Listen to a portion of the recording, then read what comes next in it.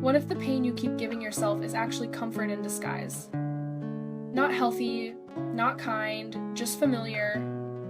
Today, let's step quietly into that space and ask why self-punishment can feel safer than change. We all have our private rituals for dealing with regret, the replayed conversations, the quiet scolding, the little ways we withhold rest or joy. It looks like discipline. It sounds like accountability. But underneath there's a softer truth. Sometimes we punish ourselves because it's easier than facing what we truly need. Let's walk through that gently. It often starts with control. When life feels scattered, self-punishment gives us a lever to pull. If I hurt myself first, emotionally or otherwise, then the world can't surprise me. There's comfort in that logic. It turns chaos into a plan. But the plan has a price. We confuse pain with responsibility. We mistake suffering for growth. And the moment we feel even a little relief, we call it virtue. That relief is real, but it's not the kind that heals. It's more like a sedative. So the question becomes, if pain offers control, what are we trying to control? Often, it's an old story. Maybe we learned early that love had conditions, that mistakes were debts. Punishment becomes a dialect we speak fluently. It tells us where we belong. I'm the one who messes up.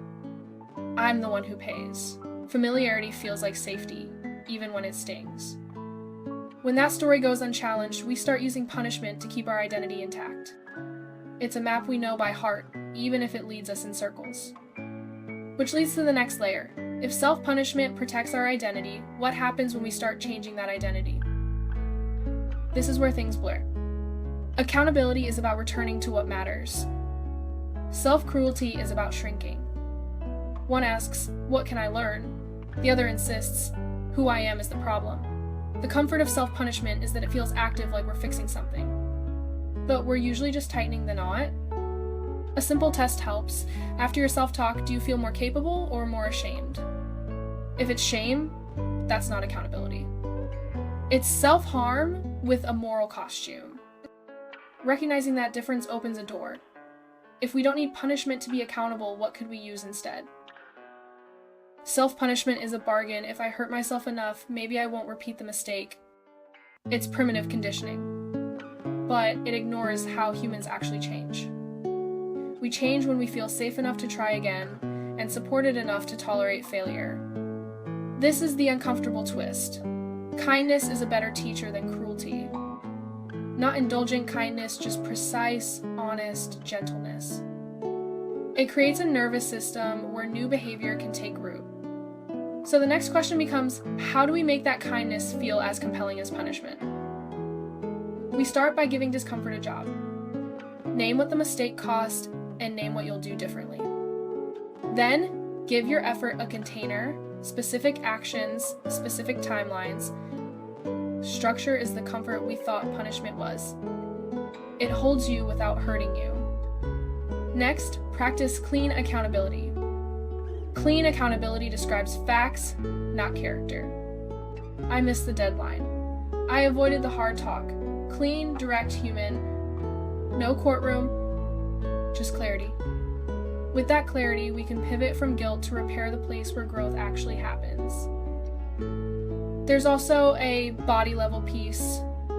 Self-punishment spikes stress, and stress narrows attention. We become vigilant, not wise.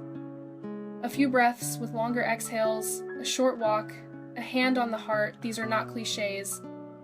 They signal safety to the body, which makes learning possible. When the body softens, options appear. You can ask better questions.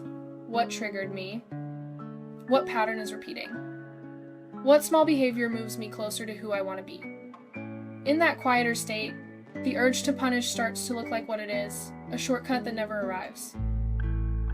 There's a trap here. Believing we deserve punishment feels morally tidy. It enlarges the ego ironically as the judge, the jury, and the center of the story. Humility is different. Humility says, I'm fallible, and repair is part of being alive. That stance is quietly powerful. It leaves less room for theatrics and more room for repair.